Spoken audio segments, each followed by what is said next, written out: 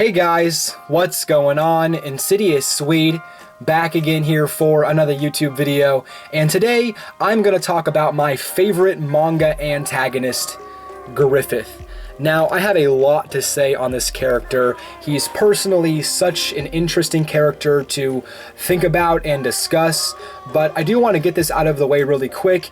I'm not one of those YouTube creators that after every single sentence I do a cut, so this video isn't necessarily going to be perfectly crafted like other character analysis videos out there on YouTube. For me, I'm just going to speak from my mind. I also have a couple places marked out in certain volumes that I want to talk about specifically, but more than anything, this is just going to be me talking openly and fluently about my favorite manga villain.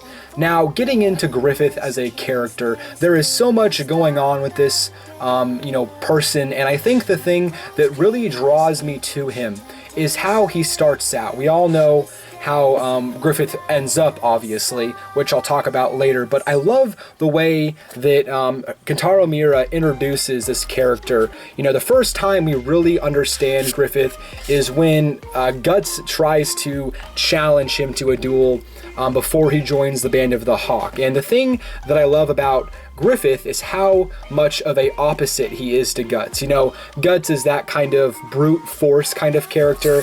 He tries to overpower his enemies, whereas Griffith is more of the analytical type, and although he has plenty of skill, he still uses his opponent's weaknesses and even strengths to his advantage to defeat them. And this is very obvious not only in his sword fighting abilities, but also in his leadership. He's a very, free leader, meaning he doesn't put a lot of rules upon the people that he leads, and this is a very obvious and beneficial thing we see with Guts, to see how he becomes basically his right-hand man to do whatever he wants him to do.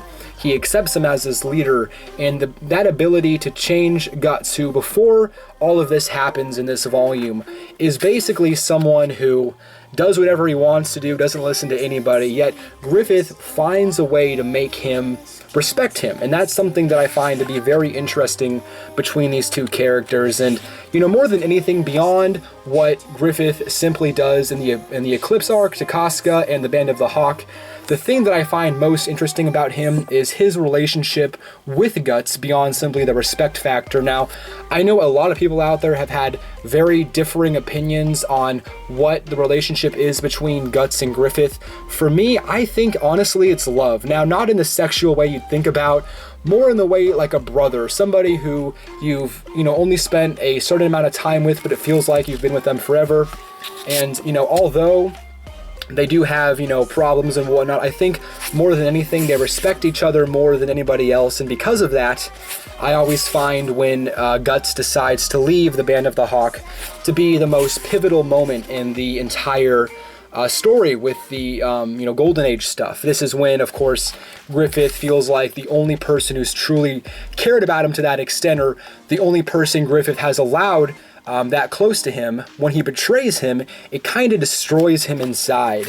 And that's, of course, when we see the entire Eclipse arc unfold, and we see all of the shit that goes down there, which is incredibly overdoing it, I would say, but it just goes to show that the relationship with one character can have such a monumental impact that can affect so many others' lives. Now, of course, we also have, I would say, the next pivotal moment compared to the betrayal of Guts from leaving the Band of the Hawk. We have, of course, when he's taken and tortured after he sleeps with Princess Charlotte. The king finds him and then tortures him for a year straight, cutting his tendons, breaking every bone, starving him to death. I mean, you can see here, he's basically destroyed and basically nothing, a shell of a man. And even when Guts comes back to save him, it's no longer Griffith anymore. I feel like during this torture arc here, the mini arc inside the Golden Age stuff, this is when Griffith kind of loses his humanity. From here, of course, the Eclipse stuff happens. He opens himself up to being taken over, and I think this is when he's no longer the same character, which is something I don't see a ton of people talking about when they talk about Griffith as a character, because he never really truly had this kind of evil in him until such evil has been done to him as well. So it's during this moment that I feel like we see this complete change of Griffith from being, you know, a more lighthearted kind of person to somebody who just only cares about himself. And then of course we have the incredibly brutal scene again, 18 plus. I do want to show off some of the Eclipse stuff, but then we see the true transformation of who he becomes, and honestly guys, volume 13 gave me chills. This is still to this day the best volume of manga I have ever read.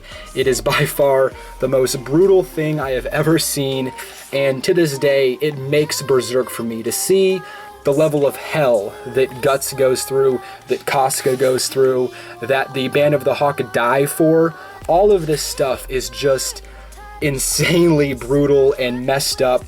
I still remember the first time that I read this, and my god, I was not the same after. Before reading the Eclipse, I had no idea how brutal a manga could truly be, and how brutal and, you know, heartless a character could be like Griffith.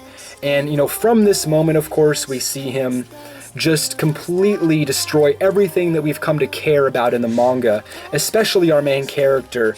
But to me, without Griffith, Berserk would not have been the same.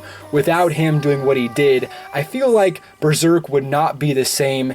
More than Guts even, I feel like this character made the manga for me, made Berserk the masterpiece that it is, and I'm very much looking forward to reading more of this, guys. It's easily in my top 3 favorite manga of all time. But anyways, guys, thank you for watching my character analysis on Griffith. Please feel free to leave a conversation down below in the comments. I'm always up to talking about these kinds of things with you guys, having an open discussion about how you guys perceive Griffith. And definitely feel free to let me know about some stuff that I may have forgotten. But anyways, guys, thank you for watching. I am Insidious Swede, and until next time, take care.